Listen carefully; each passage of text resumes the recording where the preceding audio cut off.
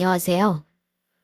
저에 대한 도리와 의리를 씹던 껌처럼 쓰레기통에 버려버린 버러지의 비참한 최후를 듣게 된 40대 여자입니다.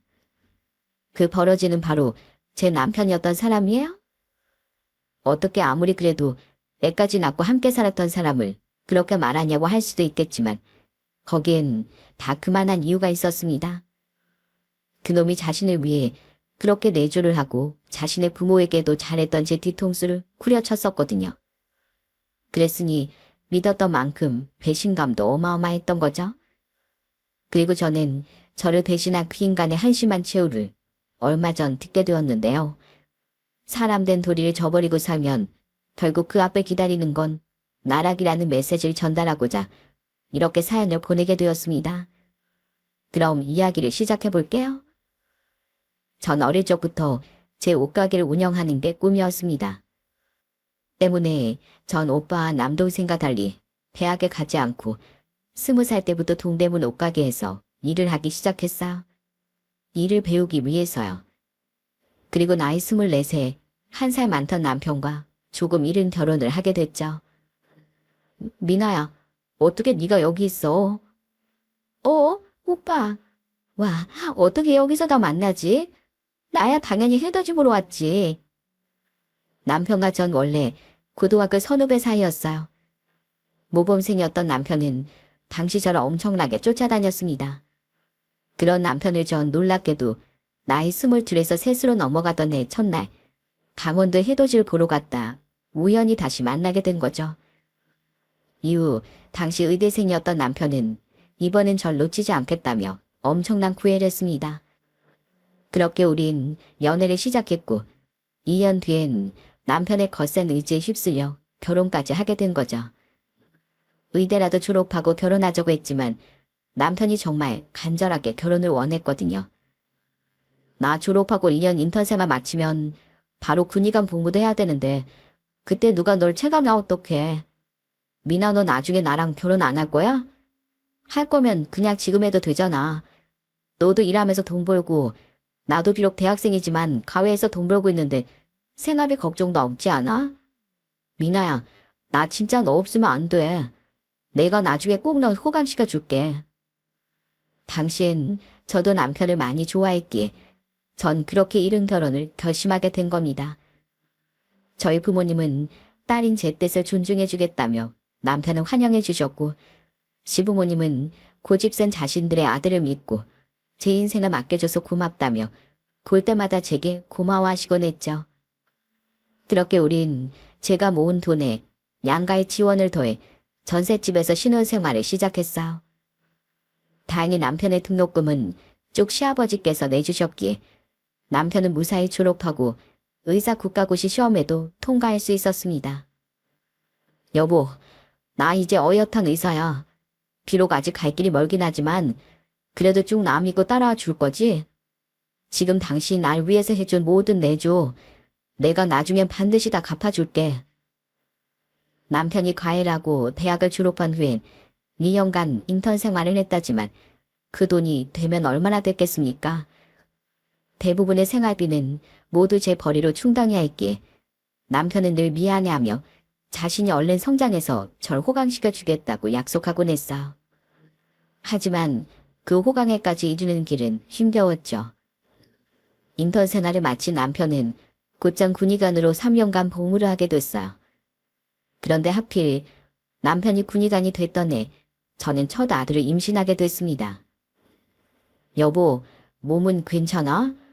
이렇게 중요할 때 당신 옆에 없어서 정말 미안해. 저는 남편이 거의 곁에 없던 외로운 임신 시기를 보냈습니다. 하지만 각오는 한 일이었고 남편 또한 힘들 걸 알기에 애써 괜찮다고 말하곤 했죠. 그렇게 전 이듬해 아들을 낳았고 혼자서 육아하는 기간 내내 울기도 참 많이 울었어요. 너무 외롭고 힘들었어요. 그 시기에 친정엄만 절 많이 도와주셨는데 시부모님도 가끔 와서 애를 봐주고 절 도와주곤 하셨습니다. 그리고 절 볼 때마다 정말 많이 미안해 하시더군요. 우리 아들 때문에 네가 고생이 많구나. 나랑 이 양반은 장사를 하느라 자주 와볼 수도 없고 너랑 안 써돈 게 너무 죄송할 따름이야. 그래도 어찌저찌 시간이 흐르더군요.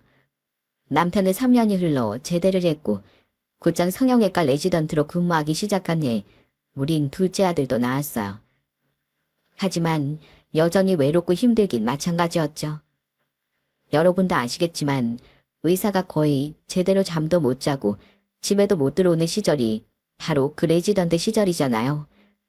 때문에 전 여전히 독박 육아를 해야 했습니다. 여보, 늘 호강식을 주겠다고 해놓고 이렇게 당신을 고생만 시키는 것 같아서 미안해. 그래도 이제 정말 얼마 안 남았어. 내가 성형외과 전문의 자격증만 따면 진짜 당신의 여왕님처럼 살게 해줄 거야. 여왕님은 됐고 그저 사랑받고 사는 아내 정도면 난 충분해. 힘든 그 시기에 그래도 웃을 수 있었던 것, 늘 제게 미안해하고 고마워하며 다정했던 남편과 조금만 버티면 더 여유롭고 행복해질 미래를 꿈꿨기 때문이었어요. 시간이 흘러 남편은 레지던트 생활을 마친 뒤 드디어 성형외과 전문의 자격증을 따서 성형외과에 취업했어요. 여보, 이젠 진짜 고생 끝 행복 시작이야. 내가 여기까지 올 수 있었던 건 전부 다 당신 덕분이야. 경도야, 너 이젠 정말 애미한테 잘하고 살아야 한다. 아무리 네가 성공한 사람이 됐다고 한들 널 위해 내조해준 한 사람을 잊는다면 그건 짐승만도 못한 짓인 거야. 그때 남편과 시부모님 그리고 착한 시누이까지 모두 제게 고마워해줬어요.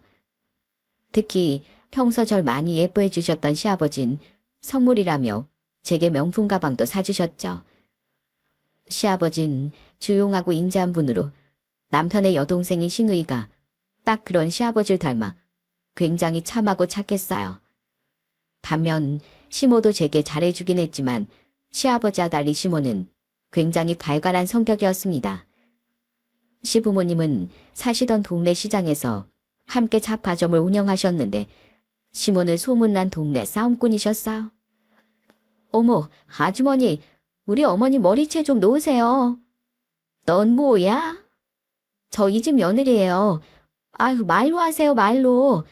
어머님, 괜찮으세요? 두 분이 손주들을 너무 좋아하셨기에 저는 남편이 전문의가 되기 전까진 바쁜 남편 대신 혼자 가끔 애들을 데리고 두 분의 가게에 놀러 가곤 했습니다. 그리고 그때 시모가 다른 시장 상인들이나 손님들과 싸우는 모습을 본 게 한두 번이 아니었어. 시아버지가 함께 계실 땐 괜찮았는데 꼭 시아버지께서 볼 일이 있어 자리를 비우면 그런 사달이 나곤 한 거죠. 그럴 때마다 전 달려가서 말리고 시모를 감싸곤 했어요. 어머님, 힘들지도 않으세요? 그냥 좋게 좋게 좀 넘어가시지. 왜 꼭 이렇게 싸움을 키우세요? 아, 이 생채기 좀 봐. 진짜 너무 속상해요. 그래도 너 봤지? 네가 내 며느리랍시고 나 감싸면서 그 여자를 떼어내니까 잔뜩 부러워하는 그 표정. 그 옆편낸 며느리들이랑 사이가 안 좋아서 이렇게 찾아와주는 며느리도 없거든. 이 시장 바닥에서 사위 며느리 볼 사람들 중에 나랑 네 셰프를 안 부러워하는 사람이 없어. 혼자서 남편 내조해, 맞벌이도 해, 애들도 보살펴, 시부모도 끔찍하게 위해줘. 너 같은 며느리가 또 어디 있냐면서 말이야. 시모는 저만 보면 기분이 좋아진다며 다친 얼굴을 하고도 씩 웃곤 하셨습니다. 너무 우악스럽고 남 험담도 좋아하던 분이었지만 시몬 그렇게 저만은 굉장히 좋아하셨어요. 늘 잔소리를 해도 자신을 감싸주고 자식들을 위해 그렇게 드세게 살아와야 했던 자신을 제가 이해해주고 안쓰럽게 여겨준다는 걸 안다면서요. 그렇게 시간이 흘러 모든 게 안정되고 아이들도 어느 정도 컸으니 제 삶에도 여유가 생기더군요. 때문에 저는 남편이 전문의가 된 뒤 미루고 미뤘던 제 옷사업을 드디어 시작하게 됐고 긴 시간 신중하게 계획했던 만큼 다행히 제 가게는 빠르게 자리를 잡았어요. 게다가 오프라인 매장의 인기에 힘입어 인터넷 쇼핑몰도 시작하게 되니 얼마 뒤 비록 그렇게 돈을 쓸어 담는다던 성형외과 의사인 남편만큼은 아니었지만 그래도 제 수입 또한 어디 가서 겸손 떨 만큼으론 불어나게 됐죠. 생각해보면 그 시기가 제 인생에 있어선 가장 마음 편하고 행복했던 때였던 것 같습니다. 남편도 저도 벌이가 넉넉해지니 우린 좋은 아파트로 이사도 했고 아이들에게 어느 정도는 뭐든 해줄 수도 있었어요. 또한 양가 부모님께도 심적으로든 물질적으로든 아낌없이 효도할 수 있었기에 그때 전 딱 지금만큼만 평생 행복하게 지내면 좋겠다고 생각했죠. 하지만 그 행복은 제 나이 40이 끝나갔던 해 어느 날부터 서서히 부서지기 시작했어요. 아버님, 이게 무슨 알벼락이에요? 그때 시아버진 췌장암 사기 판정을 받고 말았습니다. 정말 청천벽력이 따로 없었죠. 그리고 얼마 지나지 않아 시아버진 결국 시한부 판정까지 받으시고 말았어요. 시아버지 많이 좋아했던 전 당시 사업도 직원들에게 자주 맡긴 채 시모와 교대로 시아버지를 간병했습니다. 시간을 비교적 자유롭게 쓸 수 있던 저와 달리 남편은 병원에 출퇴근을 해야 했고 시누인 더러누 지방에 살며 회사를 다니고 있었거든요. 또한 70이 다 된 시모께 모든 간병을 맡기기엔 걱정이 됐으니 제가 발벗고 간병에 나섰던 거죠. 고맙다 애미야. 너도 직원들에게 맡겼다고 내도 사업도 정신없고 애들도 챙겨야 할 텐데. 남편과 시모는 그런 제게 많이 고마워했습니다. 갈수록 삶의 빛을 잃어가던 시아버지께서도요. 그리고 시아버진 결국 10개월의 투병 끝에 위독한 순간을 맞이하셨죠. 정말 고마웠다, 우리 며느리.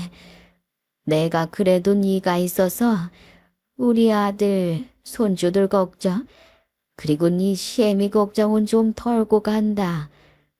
얘 경도야, 애미 같은 애 세상에 또 없다. 그러니까 먼저 가는 애모까지 애미한테 꼭 더 잘해주고 살려무나. 애미가 없었으면 너도 없었다는 걸 잊지 말고. 눈은 남편을 보고 계셨지만 시아버지의 손만은 옆에 있던 제 손을 꼭 잡고 계셨어요. 시아버지 마지막으로 우리 착한 며느리 하는 말을 내뱉곤 깊은 잠에 빠지셨죠. 그리고 그로부터 나흘 후 시아버진 아주 먼 여행을 떠나게 되셨죠. 여보, 아무래도 우리 어머니가 너무 걱정돼서 그러는데 우리 어머니 모시고 살면 안 될까? 어머니 괜찮다고 하시지만 아버지가 생각난다면서 어머니 그렇게 애착이 강하던 그 가게도 정리하셨잖아. 그럼 이제 일도 안 하고 집에만 계실 텐데 혼자 텅 빈 집에서 얼마나 외로우시겠소. 이후 전 가게도 정리하고 혼자 남게 된 시모를 정말 살뜰히 챙겼습니다. 전화로만 직원들과 소통을 하며 며칠씩 시모 집에 찾아가 머물기도 하고 전화도 하루에 한 통씩 드리며 안부를 묻곤 했죠. 정해진 시간에 계속 출근을 해야 했던 남편과 시누이보단 제가 훨씬 시간이 자유로웠으니까요. 그렇게 시간이 얼마 지나지 않았던 어느 날 남편의 시모를 집으로 모시고 싶다고 제게 말하더군요. 잠시 고민을 하긴 했지만 전 이내 알겠다고 대답했어요. 남편은 제 손을 덥석 잡곤 정말 고맙다고 말하며 울기까지 했습니다. 아니야. 입장 바꿔서 우리 부모님 일이라고 생각해보니까 고민할 것도 없던데 뭘. 나도 당신 입장이었으면 엄마 혼자 두고 싶지 않았을 거야. 그런데 그 제안을 거절한 건 오히려 시모였어. 시모는 우리의 합가 제안을 딱 잘라 거절하더니 다른 부탁을 하더라고요. 난 이 나이에 손주도 밥 챙겨주고 괜히 너희들 눈치 보면서 살고 싶지 않다. 게다가 너희들 집에 간다고 한들 거기에 친구가 있니 누가 있니? 그래서 말인데 나 합가 말고 고급 실버타운에 좀 보내주면 안 될까? 실버타운이요? 그래. 거기 들어가면 말벗하고 친해질 내 동년배들도 많을 거 아니니? 알아보니까 거주 공간도 병실 같은 곳이 아니라 뭐 오피스텔이나 아파트 같은 데인데 살기가 그렇게 좋대. 물론 거기 들어가려면 최소 5억이 넘는 보증금이 필요하다고 해야 하지만 어차피 평생 살 건데 지금 사는 내 집 빼서 그걸로 보증금하면 되잖아. 대신 다달이 한 100만 원에서 300만 원가량 따로 내야 한다는 그 돈만 너희가 좀 내주면 안 될까? 솔직히 다달이 몇백이면 큰 돈이라고 생각했습니다. 하지만 그 돈이 없다고 우리 생활이 휘청거리는 것도 아니고 평생 열심히 살아온 시모가 안쓰러운 것도 사실이었어요. 때문에 저는 집으로 돌아온 뒤 남편이 시모를 실버타운에 보내드리자고 부탁했을 때 별말 없이 알겠다고 대답했죠. 자식들 마음에서요. 그렇게 대기 시간을 거쳐 이듬해 시모는 한 고급 실버타운에 입주를 하게 됐어요. 보증금이 2억에서 3억 사이에다 다달이 200만 원 넘게 내야 했던 곳이었지만 위치도 남편과 제가 찾아가기 쉬운 서울이고 시설도 그만큼 좋았기에 직접 둘러보니 마음이 놓이더라고요. 시모도 굉장히 그곳에 대해 만족했고요. 고마워요, 새언니. 어려운 결정이었을 텐데 저희 엄마를 위해 그 큰 지출을 허락해줘서요. 저희와 달리 형편이 그리 넉넉지 않았던 시누인, 우리와 함께 그 실버타운을 둘러본 뒤 정말 많이 고마워했습니다. 그리고 그 해는 정말 격변의 해였어요. 시모가 실버타운에 들어간 지 얼마 뒤 남편은 그동안 모아뒀던 돈으로 강남의 성형외과 병원을 개원했거든요. 때문에 남편의 일정이 전보다 바빠져 전 남편 없이 아이들과 셋이 혹은 혼자서 시모를 뵈러 종종 가곤 했어요. 시모가 적응은 잘 하시고 있는지 혹시 외롭진 않으신지 걱정이 됐어요. 며느님, 저희도 이런 말씀 드리는 게 죄송스럽지만 시어머니께 잘 말씀 좀 드려주세요. 입주자분들 민원이 벌써 3번째 들어왔어요. 처음에 시모는 같은 입소자분들과 어울리기도 즐겁고 지내기도 쾌적하다며 그곳에 잘 적응하는 모습을 보였습니다. 그런데 한 1년쯤 지났을 때부터 저는 실버타운 관계자분께 시모에 대한 민원이 들어오고 있으니 주의를 좀 시켜달라는 부탁을 받았어요. 자신이 직접 말을 해봐도 듣질 않으신다면서요. 그러니까 시모는 그곳에 적응을 하며 그곳에서도 그렇게 드센 모습을 보인 모양이더군요.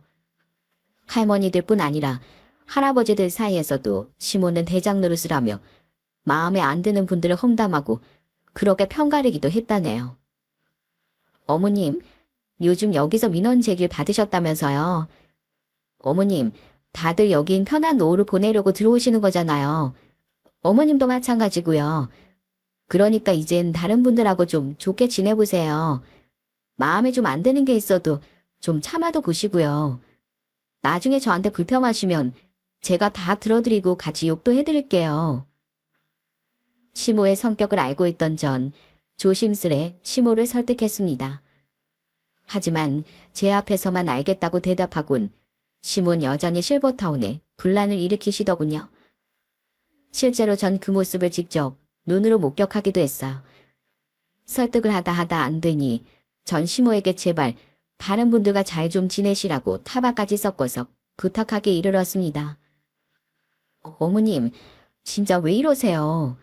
들어보니까 어머님이 다른 할머니에 대해 할아버지들께 꼬리를 쳤다고 말하고 다니신 것 같은데 진짜로 그 할머님이 다른 할아버지들과 어울리셨든 말든 그냥 두셔도 되잖아요. 왜 자꾸 사람들하고 부딪힐 일을 만드세요? 그 못생긴 여편네가 영감들이랑 어울리긴 뭘 어울려? 그냥 나한테 불만 가지는 게 마음에 안 들어서 내가 지어낸 소문으로 꼴탕 좀 먹인 거지. 그렇게 귀를 팍 밟아놔야 감히 나한테 기어오를 생각을 그 여편네도 다른 노인네들도 못할 거 아니야? 사회는 어딜 가든 약육강식인 거야. 너도 저번에 봤지? 이미 내 편에 서서 여기 주도권을 확 틀어진 다른 여편네들. 아니 근데 왜 넌 항상 나만 잘못됐다고 화를 내는 거니? 왜 이 시애미를 가르치려고 들어? 대학도 안 나온 애가. 네? 뭐라고요? 그게 대학 안 나온 거랑 나온 거랑 무슨 상관이에요? 그리고 여기가 경제나고 그런 것도 아닌데 약육 강식이 왜 필요해요? 그거 진짜 억지예요, 어머님. 그날 시모는 오히려 그런 저에게까지 생트집을 잡으며 짜증을 내더군요. 사실 시모가 조금씩 변한 건 그로부터 한 달 전쯤부터였어요. 평소에 제가 가면 그렇게 좋아하던 사람이 넌 바쁘지도 않냐며 제게 시큰둥해하는 모습을 보이고 뭔가 냉기가 흐르기 시작했거든요. 그런데 그날은 저를 저런 식으로 무시까지 했던 거예요. 너무 기분이 상했던 전 그날은 그 자리에 있는 둥 마는 둥 하다 그냥 집으로 돌아와 버렸습니다. 그리고 그 이후로도 시모는 저를 썩 달가워하지도 않고 아예 자주 오지 말라고 목까지 박더라고요. 미안해 여보. 내가 대신 사과할게. 아 진짜 우리 어머니 왜 그러시냐. 내가 나중에 다시 전화해서 잘 말씀드려 볼 테니까 기분 풀어. 어머님이 어떻게 나한테 그렇게 말씀하실 수가 있어? 내가 뭐 괜히 그래? 다 어머님을 위해서 하는 소리지. 그러게. 아, 우리 어머니 진짜 노망이라도 나셨나. 남편을 서운해하는 제 편에 들며 제게 사발하더군요. 게다가 허리춤에 손을 얹고 가장되게 자신도 화가 났다고 씩씩대는 남편의 행동을 보니 저도 모르게 웃음이 났죠. 그렇게 늘 제 편이 되고 저에게 미안해하던 남편이 있었기에 저는 마음이 상했어도 이후로도 한 번씩 여전히 시모를 뵈러 갔던 거예요. 혼자는 아니고 가끔은 아이들과 가끔은 남편과 함께요. 하지만 저도 사람이다 보니 절 반가워하지도 않던 시모에게 전만큼 자주 가게 되진 않더라고요. 여기 어머님 실버타운 근처잖아. 시간이 흘러 시모가 실버타운에 들어가고 남편이 병원을 개원한 지 2년쯤 지났던 어느 날이었어요. 그날 거래처에 일이 있어 들렀던 전 그 동네가 시모가 있는 곳과 그리 멀리 떨어지지 않았다는 사실을 새삼 떠올렸죠. 예전에 저였다면 생각할 것도 없이 시모에게 들렀겠지만 그날은 망설여지더라고요. 시모가 절 달가워하지도 않았고 뭐하러 가나 싶어서요. 하지만 전 이내 시모의 실버타운으로 차를 몰았습니다. 시모에게 다녀온 지도 꽤 되기도 했고 그래도 근처에 왔으니 인사하고 가는 게 며느리 된 도리지 싶어서요. 아직 성형외과 자리 잡게 하느라 여전히 바빴던 남편을 대신해서라도요. 그런데 그때의 제 선택은 제 인생을 뒤바꿔주고 말았습니다. 안녕하세요 할머니. 아, 그 틈새 노인네네 며느리로구만. 실버타운에 도착해 시모에게 향하던 전 시모의 옆세대 거주하시던 할머니를 바로 앞 복도에서 마주치곤 인사를 드렸습니다. 그 할머니는 다른 할머니 두 분과 함께 대화를 나누고 계시다 저를 알아보곤 인사해 주셨죠. 이미 저와 두어 번 마주쳐서 얼굴 정도는 아는 사이였거든요. 그렇게 예의상 인사를 드리고 지나치려는데 갑자기 그 할머니께서 절 불러세우시더군요. 저기 세대 잠깐만. 전 의아해져서 걸음을 멈췄어요. 그리고 우선 제가 세댁이 아니라는 말씀부터 가볍게 드리려는데 이어진 그분의 말에 그 말이 쏙 들어가 버리고 말았죠. 그 할머니는 줄줄이 번대더니 잔뜩 낮춘 목소리로 이상한 말씀을 하셨어요. 저기 내가 세댁이 딸 같아서 하는 말인데 혹시 그 집에 며느리가 또 있어? 네? 아니요, 저 혼자인데요. 맞지? 내가 뭔가 이상해서 말이야. 그래, 분명히 그 집에 나 아들 하나 딸 하나만 있다고 했었어. 있지. 저 옆편의 방에 세댁보단 좀 젊어 보이는 여자가 한 서너 번 드나드는 걸 내가 오며 가며 봤거든. 선물인지 매범을 잔뜩 사들고. 그런데 그쪽 시어머니가 그 여자한테 우리 며느리 그러더라니까. 오늘 아침에도 엄청 그 꽃바구니 들고 왔었어. 자네들도 봤지? 맞아. 우리도 봤어. 우리도 분명 세댁 얼굴을 본 적이 있는데 다른 아가씨한테 며느리라고 하길래 이상하게 생각했다니까. 네? 황당했습니다. 이 집안의 며느리는 저 하나뿐인데 대체 시모가 누굴 우리 며느리라고 한단 말인가요? 의아해하는 제게 그 할머니는 딱 봐도 뭔가 이상하니 잘 알아보라는 말을 남긴 뒤 다른 할머니들과 자리를 떠나셨어요. 끝까지 한 번씩 뒤를 돌아 저를 흘끔거리면서요. 느낌이 쌓였던 전 우선 다시 시모에게 향했어요. 그리곤 정말 떡하니 시모의 방 한구석에 있던 꽃바구니를 보며 물었죠. 지나가다가 들렀다고? 넌 사장이라 내가 참 한가하기도 하다. 돈 꽤나 본다더니 순 거짓말 아니냐? 혹시 너 우리 아들 버릴 생각하고 대충 장사하고 있는 거 보고 혼날 줄 알아? 대충 장사하고 있지도 않고요. 설사 제 벌이가 덜 된다고 한들 그렇게 말씀하시는 건 너무 서운하죠. 그런데 어머님, 저 꽃다발은 누가 사다 준 거예요? 엄청 비싸 보이는데? 저거?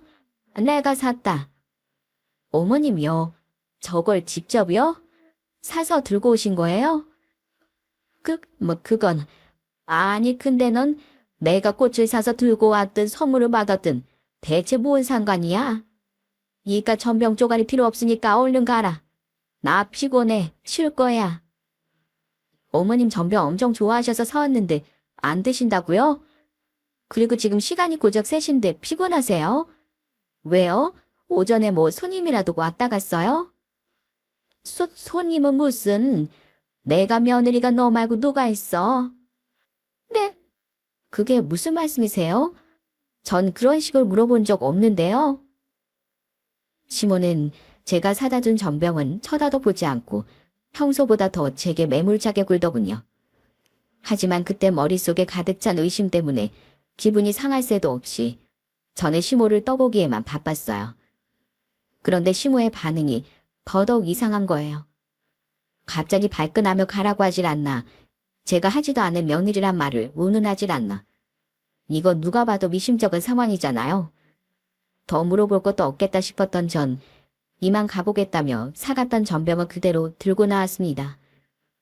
여전히 당황한 모습의 시모는 왜 그 애인이 와서 사람을 피곤하게 만들어? 하며 끝까지 버럭하더니 제 뒤로 문을 쿵 닫아버렸죠. 믿기지 않았지만 이건 분명 남편의 바람과 관계된 일인 것 같더군요. 하지만 이런 사연들에 나오는 다른 남편들처럼 제 남편은 저에 대한 태도가 냉랭해졌다거나 저와 사이가 멀어진 적도 없었어요. 오히려 전보다 훨씬 다정해졌었죠? 딱 하나 의심이 갔던 건 여전히 성형외과 자리 잡게 하느라 일이 바쁘다며 퇴근이 늦고 주말에도 자주 출근을 했다는 것뿐이었는데 그게 바람이라고 생각하면 또 딱 들어맞더라고요. 우선 저는 제발 아니길 바라며 돈을 주고 남편의 뒷조사를 의뢰했습니다. 이건 사모님 남편분 바람난 거 맞습니다. 한 1년쯤 전부터였던 것 같네요. 여기 제가 미행해서 찍은 그 여자랑 남편분 사진입니다. 하지만 불길한 예감은 빗나가질 않더라고요. 시모의 실버타운에 드나들었다던 그 여잔 남편과 2년 전부터 바람이 난 상간녀가 맞더라고요. 상간녀는 남편의 병원에 시술을 받으러 다녔던 환자였더군요. 직업은 없는 여자였는데 주소지가 강남의 고급 아파트인 걸 보니 돈이 있는 집 여자인 것도 같았죠. 사진을 보니 생긴 것도 저보다 어려 보이고 비록 딱 봐도 성형을 덕지덕지 하긴 했지만 본판 자체가 예쁘장한 여자인 것도 같았고요. 그 여자와 다정하게 손을 잡고 있는 사진 속의 남편의 얼굴을 보니 정말 엄청난 배신감과 혐오감이 몰려오더군요. 감히 어떻게 이 사람이 나한테 내 앞에선 그렇게 좋은 남편인 척을 하더니 뒤에선 바람을 피우고 다녔다고요? 그럼 여태 병원 때문이 아니라 이 여자 만나느라 바빴다는 거네요. 어머님도 자주 못 뵈러 가서 죄송하다더니 나 몰래 이 여자 이미 인사까지 시켰었어? 배신감 드시는 거 충분히 이해합니다. 그리고 남자들이 바람났다고 다 무뚝뚝하게 변하거나 하진 않아요. 오히려 괜히 찔려서인지 아내들에게 더 자상한 모습으로 변하는 남자들도 많아요. 아마 사모님 남편은 그런 후자였던 것 같네요. 사무적인 위로를 남기고 심부름센터 직원은 자리를 떠났습니다. 하지만 저는 너무 큰 충격과 배신감에 그 뒤로도 한동안 자리에 앉아 부들대기만 했죠. 크게 분노했지만 저는 우선 조용히 때를 노리며 기다렸어요. 이혼할 때 하더라도 좀 더 많은 증거를 잡아야 하기도 했고 그 상간녀의 얼굴도 직접 눈으로 한번 보고도 싶었거든요. 그리고 며칠 뒤 드디어 때가 찾아왔어요. 미안해 여보. 나 오늘 당신이랑 저녁 못 먹을 것 같아. 친구 부모님이 돌아가셨다는 연락을 갑자기 받아서 오늘 병원 일 끝나면 장례식장에 가봐야 돼.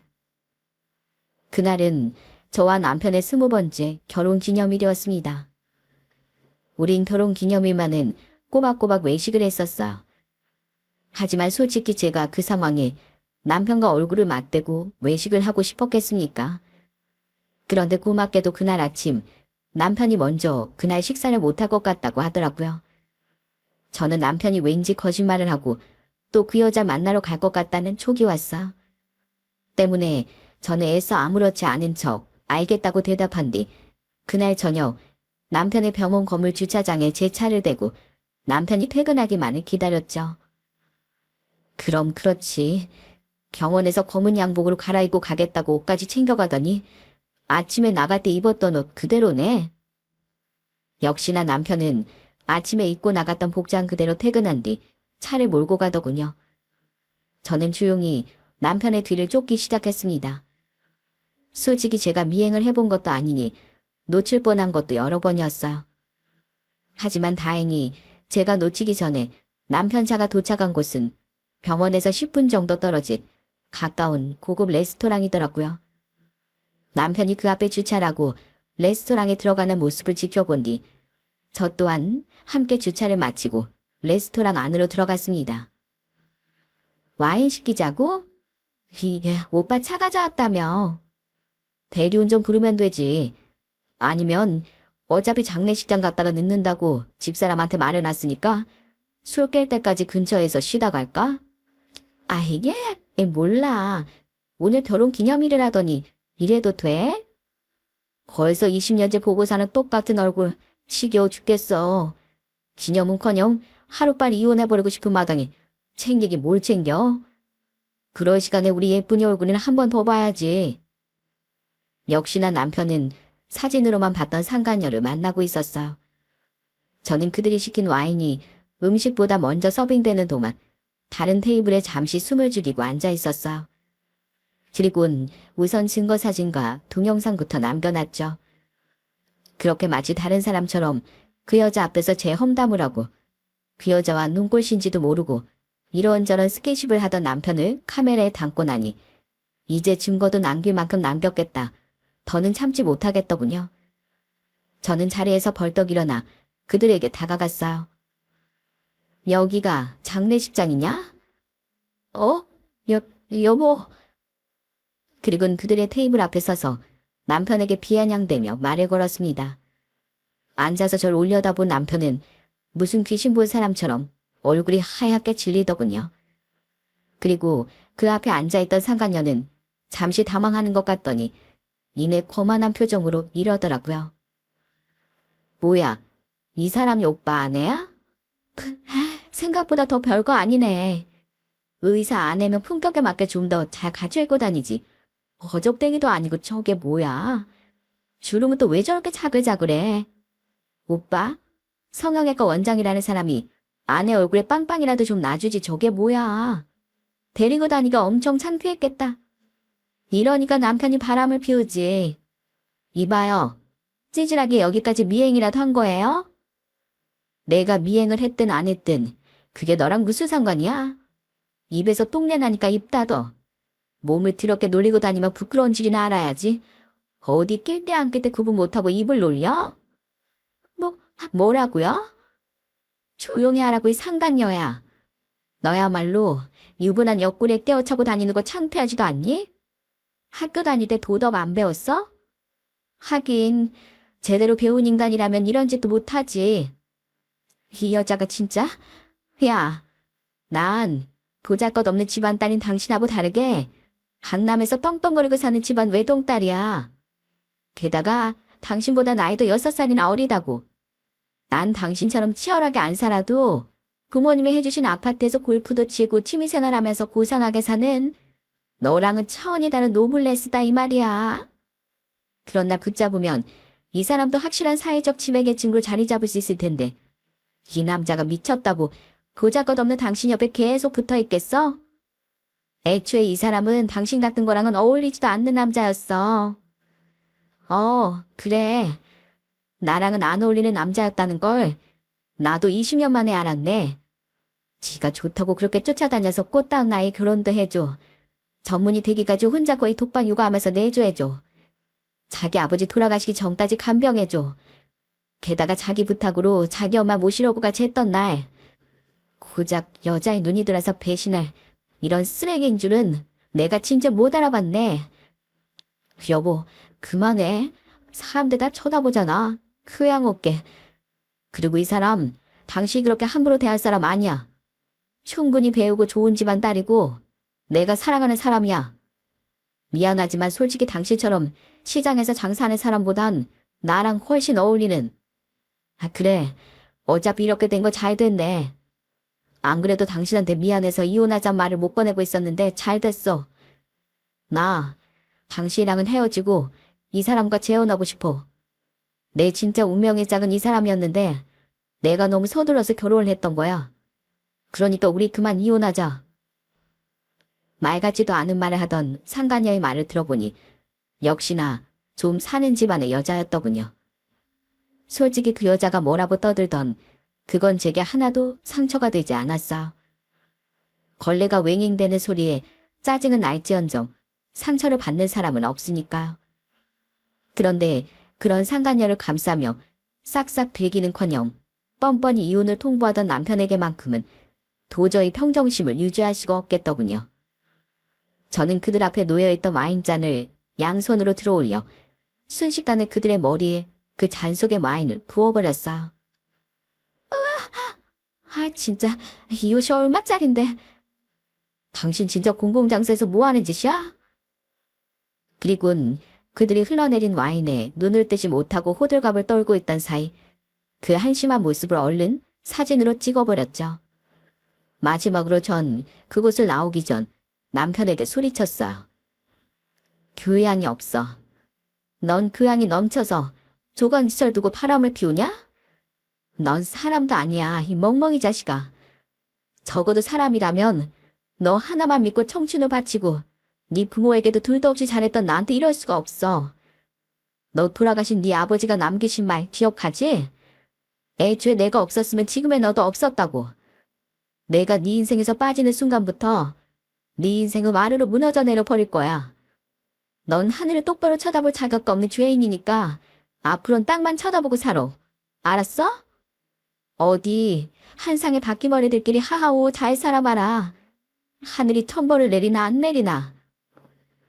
저는 겨우 얼굴을 휴지로 닦고 일어나려는 남편을 밀어서 주저앉힌 뒤 뒤통수를 퍽 하고 한 대 때려주곤 그곳을 나왔습니다. 이후 제가 곧장 찾아간 곳은 시모가 있는 실버타운이었어. 저는 이 시간에 또 무슨 일이냐며 짜증을 내던 시모에게 다짜고짜 와인을 뒤집어 쓴 그 연놈들의 사진을 보여줬습니다. 이게 누군데 보여주는 거야? 처음엔 진짜로 못 알아봤는지 시모는 어리둥절해하며 묻더군요. 저는 그런 시모에게 비웃음을 씌우며 대답했어요. 잘 보세요. 감히 20년 넘게 자기를 내조하고 자기 부모까지 지긋정성으로 모셨던 조광지절 배신한 버러지랑 그 버러지랑 같이 놀아난 쓰레기잖아요. 바로 어머님 아들이랑 어머님도 잘 아신 어머님 또 다른 며느리요. 어머님한테 꽃바구니도 사다 준. 제가 너무 분해서 이렇게 응징해주고 막 오는 길이에요. 이게 그 애들이라고? 아니, 근데 네가 그 꽃바구니를 어떻게... 혹시 여기 노인네들 중 하나가 너한테 오늘 말해줬냐? 맞지? 야, 어떤 인간이야? 어? 이내 그들의 얼굴을 알아본 시모의 얼굴은 사색이 되더군요. 그리고 눈치챘는지 제게 진실 아닌 사람의 정체를 사납게 캐묻더라고요. 저는 그런 시모에게 카랑카랑한 목소리로 소리쳤습니다. 그게 뭐가 중요해요? 그러니까 평소에 잘 좀 살지 그러셨어요. 어머님, 언젠 우리 며느리가 최고라더니 돈 많은 새 며느리감 나타나니까 눈이 확 도셨나 봐요. 어머님 나중에 하늘에 가서 아버님 얼굴 어떻게 보려고 그러세요? 아버님이 지금 어머님 이 꼴을 보면 참 잘했다고 칭찬해 주시겠네요. 네 시애미가 좀 예뻐해 줬기로써니 네가 이 시애미 무서운 줄 모르는구나? 그래, 예전엔 너한테 고맙기도 했었다. 근데 그게 뭐? 그게 돈이 되니 뭐가 되니? 내 남편이 좋아하지 않으면 그게 뭐. 어차피 간 사람인데 그 인간이 하늘에서 나랑 내 아들 인생을 책임져 준다니? 우리 새 며느리감인 그 앤 올 때마다 나한테 비싼 선물도 턱턱 쥐어준다. 게다가 우리 아들이랑 나중에 재혼하면 지금보다 훨씬 목 좋은 곳에 무료 5층짜리 병원도 세워준다는데 내가 걔를 어떻게 안 예뻐해? 지금 어머님이 여기서 편하게 살고 있는 것도 다 제 배려가 포함돼서 그런 건 생각도 못 하시네요. 하긴 모전자전이라고 자식이 저에 대한 고마움을 모르는 버러진데 어머님이라고 오직하시겠어요? 창피한 줄 아세요. 이 집안에 진심을 다한 제 뒤통수 이렇게 흐려친 것도 아들 그런 버러지로 키운 것도 전부 다요. 그건 내가 알아서 할 테니까 넌 신경 꺼라. 그래, 이렇게 나랑 우리 아들한테 화풀이까지 다 했으면 이만 이혼해라. 안 그래도 우리 아들이 너랑 언제 이혼해야 하나 전전긍긍했는데 잘 됐구나. 우리 아들이 다 좋은데 딱 하나 처가 위세가 별로라서 늘 아쉽다고 생각했었다. 그런데 이렇게 늦게나마 부잣집 딸내미가 우리 아들의 진가를 알아보고 다가와주니 얼마나 좋니? 애초에 너한테 그 자리는 어울리는 자리가 아니었으니까 그만큼 누리고 살았으면 이제 그만 픽 줘라. 네, 안 그래도 이딴 집안엔 더 이상 남아있을 생각도 없었거든요. 아줌마, 어디 똑같은 인간들끼리 똘똘 뭉쳐서 잘 살아보세요. 그게 꽃길일지 똥밭일지 모르겠지만 남편처럼 시모 또한 제게 미안하다는 사과도 제대로 하지 않더군요. 이런 사람과는 더 말을 섞을 필요도 못 느껴 저는 악담을 퍼붓고 나와버렸습니다. 이후 저는 남편과 깔끔하게 이혼을 했어요. 대신 처음엔 곧장 이혼해주지 않고 시간을 좀 끌었죠. 잘못을 뉘우치지도 않던 그놈에게 받아낼 거라도 다 받아내려고요. 역시나 그 여자에게 눈이 돌아버린 그놈은 결국 제발 해달라는 대로 해줄 테니 이혼만 해달라고 부탁하더군요. 저는 잘 걸렸다 싶어 조건을 제시했어요. 당신이 재산 형성에 더 많은 기여를 했다고 해도 난 내가 충분히 당신보다 더 많은 재산을 가져갈 자격이 있다고 생각해. 그러니까 지금 재산의 절반, 아니 그 훨씬 이상을 나한테 넘기고 양육권이랑 애들 성인 될 때까지 양육비까지 일시불로 더해서 지급해. 어차피 애들 벌써 16, 18살이라 성인 될 때까지는 얼마 남지도 않았으니까. 일시불로? 그래, 난 당신이랑 애들 문제로라도 오래 엮이고 싶지 않거든. 그럼 내가 귀찮은 위자료 청구는 당신한테 따로 안 하고 이혼도 깔끔하게 마무리해줄게. 어차피 그 여자 집에 돈이 썩어난다며? 뭐 그 정도 준다고 해도 앞으로 부자 될 당신한테 푼돈 아니야? 남편은 덥석 미끼를 물었고 그렇게 저는 아주 유리한 재산 분할을 받고 이혼을 하게 된 겁니다. 이후 저는 상간녀에게 위자료까지 청구해 받아내는 걸 끝으로 정말 결혼 생활을 정리했어요. 확 그놈 병원이라도 찾아가서 뒤집어 엎어버리지. 왜 그냥 이혼을 했어 누난? 나중에 제 남동생은 이렇게 툴툴거리더군요. 그때 저는 땅콩을 우적우적 씹어먹으며 대답했죠. 그래봤자 그놈은 만약 거기가 문을 닫더라도 또 다른 곳에 병원 살고 잘 먹고 잘 살 텐데 그런 헛수고로 왜 내 힘을 빼냐? 그딴 놈 어떻게 살든 이제 내 할 바 아니고 그럴 힘 아껴서 난 앞으로 우리 애들이랑만 더 재밌게 잘 살 거야. 그딴 놈은 그런 정성을 들여줄 가치조차 없어. 또한 저는 제 인생을 구해준 실버턴의 그 할머니를 찾아가 살해도 했습니다. 웃긴 건 그때 시몬은 이미 그곳에서 쫓겨난 뒤였다는 거예요. 입주자들의 편의를 위해 존재했던 입주자 행동규칙을 위반했다는 이유로 퇴거 조치가 된 거죠. 다른 입주자들에게 계속된 불편을 끼치고 주의를 줬음에도 불구하고 행동이 개선되지 않았다는 이유로요. 덕분에 그날 전 시모와 마주칠 걱정은 하지 않을 수 있었네요. 아유, 난 이런 거 받으려고 한 건 아닌데 그냥 그 옆은 내가 너무 얄미워서 어떻게든 꼴탕 먹이고 싶어서 말했었던 거야. 지금은 그 옆은 내가 쫓겨난 덕분에 여기가 다시 평화로워졌어. 그 옆은 내랑 편먹고 활개치고 다니던 여자들도 다시 기가 확 꺾였고. 아무튼 이혼을 했다지? 잘된 내 세대, 축하해. 전부터 말씀드리고 싶었는데, 저 세대가 아니에요, 할머니. 저 일찍 결혼해서 유부녀 된 지 20년이나 된 헌백이었어요. 아유, 그랬어? 그래도 내 눈에 세대처럼 곱고 예쁘기만 하구만. 앞으론 절대 그런 몹쓸로 만나지 말고 꼭 제대로 된 놈 만나서 행복하게 살아. 전 이제 재혼 안 하고 우리 애들만 보고 살 거예요. 그래도 그렇게 응원해 주셔서 감사해요.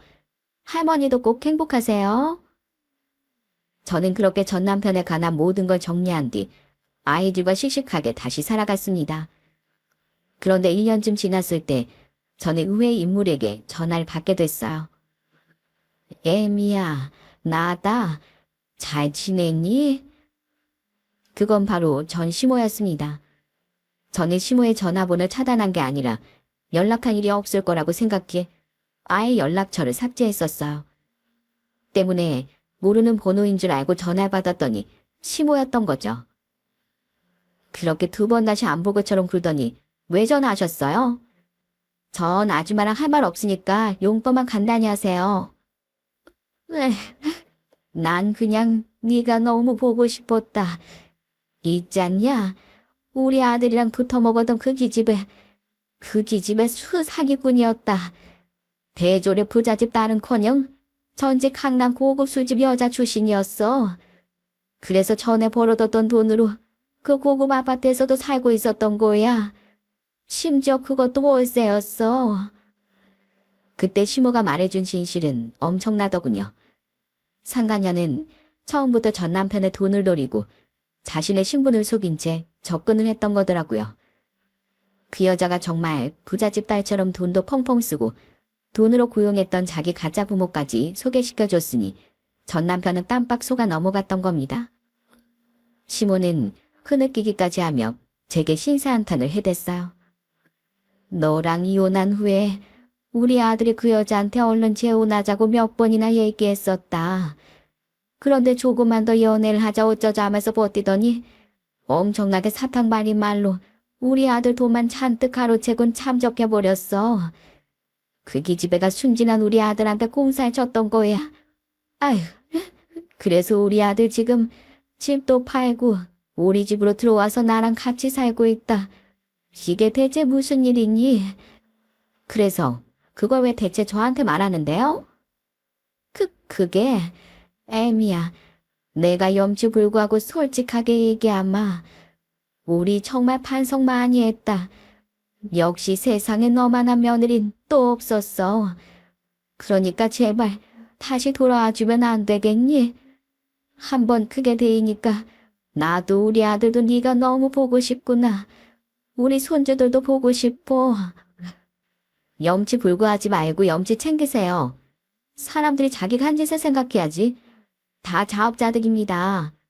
그리고 어디서 감히 애들 입에 담아요?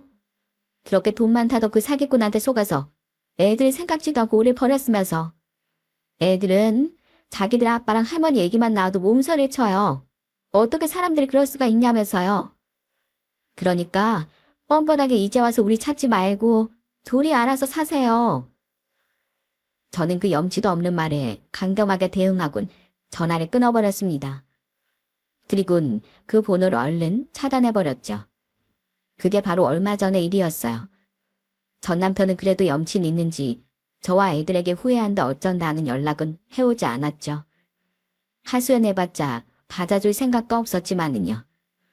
부디 사람된 도리를 저버리면 망하는 건 결국 자기 자신뿐이라는 사실을 그놈이 잘 깨달았으면 하는 바람입니다. 또한 이후론 우리 아이들에게 이 이상으로 부끄럽지 않은 아빠로 남기 위해서라도 제발 똑바로 살아갔으면 좋겠네요.